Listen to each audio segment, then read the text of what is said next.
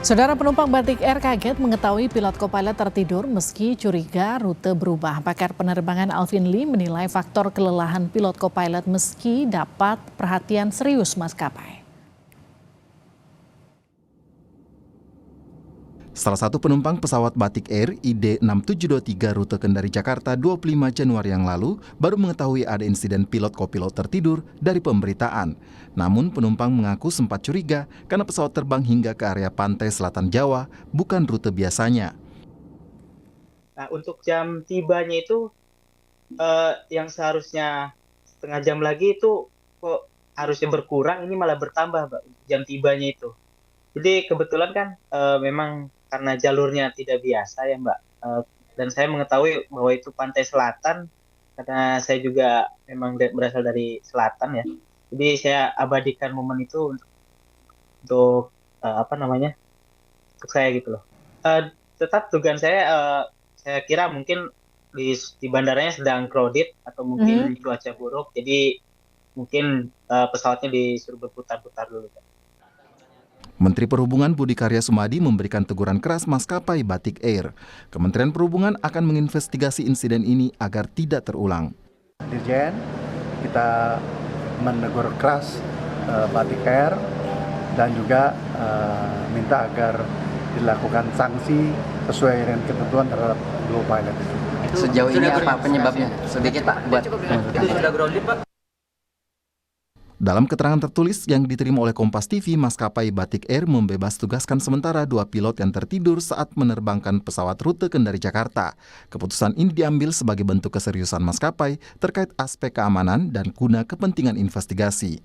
Pengamat penerbangan Alvin Lee menilai faktor kurang istirahatnya pilot-kopilot perlu mendapat perhatian serius. Alvin menyebut meski dilarang istirahat saat penerbangan, tetapi sudah ada kesepahaman maskapai terkait prosedur pilot-kopilot beristirahat saat penerbangan. Dan ini internasional ada kesepahaman ya bahwa di dalam kokpit itu harus ada 2 orang. Jadi kalau salah satu pilot itu sedang tidak aktif, baik itu sedang mungkin tidur untuk penerbangan panjang, atau mungkin ke toilet, atau mungkin ke galley, ke dapur dulu untuk ngopi, itu harus ada satu awak kabin atau mungkin kalau ada pilot cadangan yang duduk di kursi penumpang itu harus ada di dalam kokpit. Faktor kelelahan pilot-kopilot perlu mendapat perhatian serius khususnya jika rute penerbangan padat seperti saat Lebaran. Hal ini mengingat berdasarkan data Angkasa Pura II, dari 20 bandara saat mudik Lebaran tahun lalu, ada 38.000 lebih penerbangan dalam 20 hari. Jumlah itu naik 17% dari tahun sebelumnya, sebesar 32.000 lebih penerbangan. Keselamatan penerbangan perlu menjadi perhatian maskapai di tengah meningkatnya jumlah penumpang maskapai, khususnya di bulan puasa dan Lebaran. Tim Liputan, Kompas TV. Bagaimana mengantisipasi pilot kelelahan khususnya di saat rute penerbangan pada bulan Ramadan dan mudik Lebaran nanti? Kita akan bahas bersama pengamat penerbangan Gary Sujatman. Mas Gary, selamat petang. Selamat sore ya. Kita juga akan bergabung dengan Suryadi Jayapurnama. Beliau adalah anggota Komisi 5 DPR RI dari fraksi PKS. Pak Suryadi, selamat petang. Selamat petang. Assalamualaikum warahmatullahi wabarakatuh. Waalaikumsalam. Saya ke Pak Gary dulu ya. Mas Gary, jadi secara aturan kalau bicara pilot, ini kan sebenarnya mereka tidak disalahkan ketika tertidur, tapi yang salah ini adalah ketika dua-duanya ikut tertidur bersamaan begitu ya. Jadi sebetulnya kalau sempat dikatakan gini, salah satunya kelelahan, tapi kemudian ada dugaan juga memang dua-duanya dalam pressure jadwal penerbangan yang begitu padat. Jadi sebetulnya kalau menurut analisa Anda sampai ini terjadi itu apa penyebabnya? Ya sebenarnya gini, ini masalah pilot ketiduran ini tidak hanya terbatas di Indonesia saja ya. Kalau kita lihat makin banyak penerbangan jarak pendek dan menengah yang dilakukan di dini hari oleh maskapai-maskapai di dunia. Ini mengakibatkan resiko yang baru ini yaitu pilot fatigue di penerbangan jarak pendek. Kalau penerbangan jarak jauh untuk itu penanganannya udah ada lama. Nah, ini sebenarnya sudah diidentifikasi oleh industri, sudah banyak yang minta yang namanya FRMS, Fatigue Risk Management System, di mana ketentuan istirahat yang ada pada regulasi itu belum tentu cocok dengan kondisi di mana maskapai mulai mengadakan banyak penerbangan di dini hari. Nah, itu eh, sudah di-accept oleh Kementerian Perhubungan dan itu sudah dianjurkan, tapi memang belum ada bakunya dan memang namanya risk management tidak ada bakunya, ya itu hal yang relatif dan kualitatif bukan kuantitatif. Anda harus begini A B C itu enggak. Nah itu yang kita harus tahu, yang kita harus cari tahu sekarang adalah seberapa detail FRMS yang ada di dalam batik air tersebut. Ini yang nanti harus dicari oleh pihak investigator. Ini kan informasi yang didapatkan pesawat ini, koreksi saya kalau salah ya Mas Giri, ini VV ya, jadi Jakarta, Kendari, Jakarta, pilotnya tidak turun dari pesawat bahkan, jadi langsung kembali lagi ke Jakarta dan ketika proses kembali ke Jakarta, kedua pilot dan juga co-pilot ini ikut tertidur. Bahkan yang dikhawatirkan adalah soal ketersediaan aftur. Memang lazimnya kalau untuk pesawat VV ini soal aftur dan mencegah hal seperti ini tuh antisipasinya seperti apa sih? Kalau after kan mereka bisa ngisi lagi di Kendari ya waktu itu. Jadi kemarin kita udah hitung untuk itu mereka butuh sekitar 10 ton bahan bakar untuk bisa dari Kendari ke Jakarta dan ke Bandara Pengalihan. Kalau di sini waktu itu saya ambil contohnya di Palembang, itu standar ya. Dan itu tidak akan dilanggar. Kalau tapi dilanggar sampai ketahuan itu fatal banget gitu. Jadi maskapai tidak akan main-main di situ.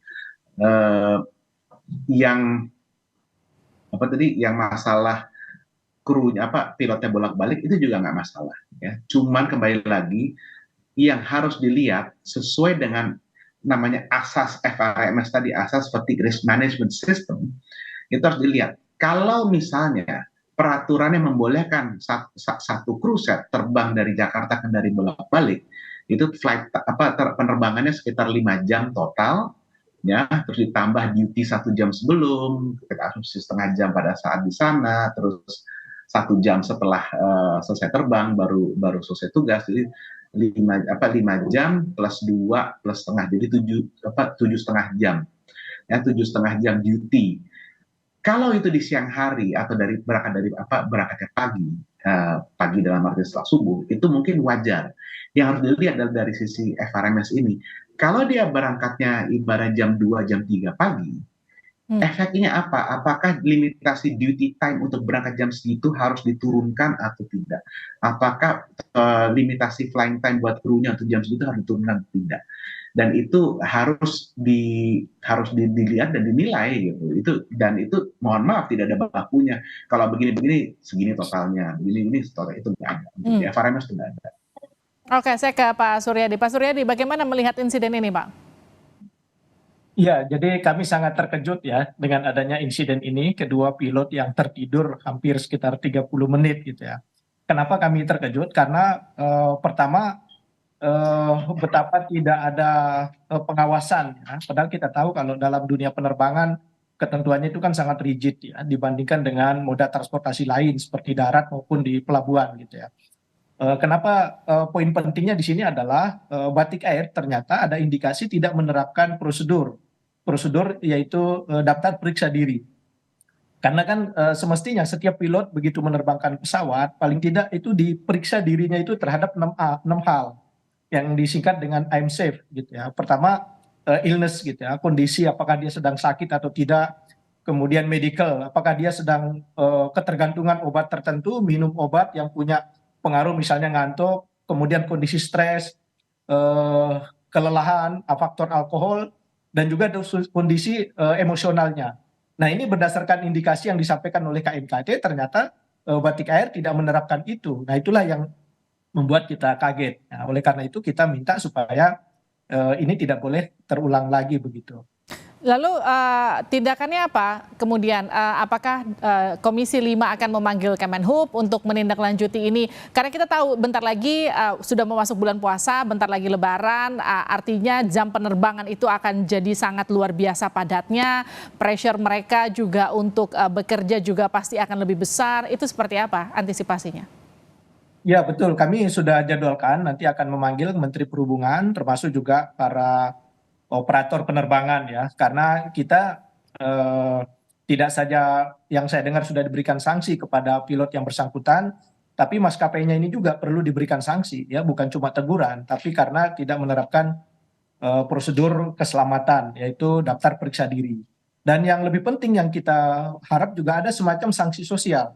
Sanksi sosial maksud kita begini, jadi Kementerian Perhubungan itu juga perlu mengumumkan secara berkala maskapai-maskapai yang tingkat pelaksanaan dari prosedur keselamatan itu apakah sudah dilaksanakan atau tidak, misalnya seperti yang terungkap sekarang ini ada indikasi bahwa Batik Air tidak melaksanakan prosedur daftar periksa diri bagi para pilot yang akan menerbangkan pesawat gitu, supaya publik tahu bahwa oh ternyata ini maskapai ini kok ternyata begitu lalai gitu. Belum lagi kita bicara tentang aspek teknis, kan ini baru aspek human error ya dari sisi SDM begitu, karena ada 3 faktor penyebab kecelakaan itu. Selain faktor manusia, ada kelalaian, ada juga faktor teknis dan juga faktor eksternal yaitu cuaca. Nah ini perlu menjadi perhatian kita terutama dari SDM ini. Gitu. Oke, kalau tadi Pak Suryadi dari SDM juga salah satu evaluasinya juga ke manajemen dari Batik Air. Mas Gary, apa terakhir evaluasi dari Anda? Evaluasi, gini, kita tidak boleh terburu-buru. Investigasi masih berlangsung dan FRMS ini bukan hal yang gampang, ya. Kalau kita langsung mengharapkan ada sanksi dalam waktu cepat, saya akan jamin ini akan terulang. Ya. Untuk keselamatan, sanksi itu nomor kesekian. Yang penting, paling penting adalah mencari akar permasalahannya, lalu diterapkan solusinya, baru setelah itu yang tidak comply dengan solusi tersebut baru diberi sanksi. Ya. Kalau kita langsung terburu-buru, ya, ini akan terulang. Okay. Dan ingat, kalau tadi Pak Suryadi bilang sanksi sosial, ya, kenapa cabin crew tidak mau atau tidak melakukan pengecekan? Kita harus cek juga. Apakah cabin crew-nya khawatir karena pesawat sudah akan desain, karena pilot harus melakukan desain briefing, terus jangan sekarang. Tadi kan kita udah cek, masih udah jangan sekarang karena kalau kita. Terus juga jangan lupa, tidak lama waktu yang lalu, 10 tahun yang lalu, ingat, cabin crew sering mengecek ke kokpit saja, ramai di sosmed dituduh mereka selingkuh, main-main. Oke. Ya, jadi kita jangan hanya nuduh-nuduh, memojokkan, kita juga harus membela. Baik. Itu harus dilakukan. Gitu. Jangan pada saat ada orang yang ngawur di sosmed bilang, oh itu begini, terus kita diam saja. Baik. Itu juga nggak. Jadi artinya dicari dulu sumber masalahnya ya, sebelum kemudian menerapkan sanksi. Betul, supaya kemudian ini tidak terulang problemnya. Ya. Baik. Terima kasih Mas Gary, terima kasih juga Pak Suryadi sudah bergabung di Sapa Indonesia Malam. Sehat-sehat selalu.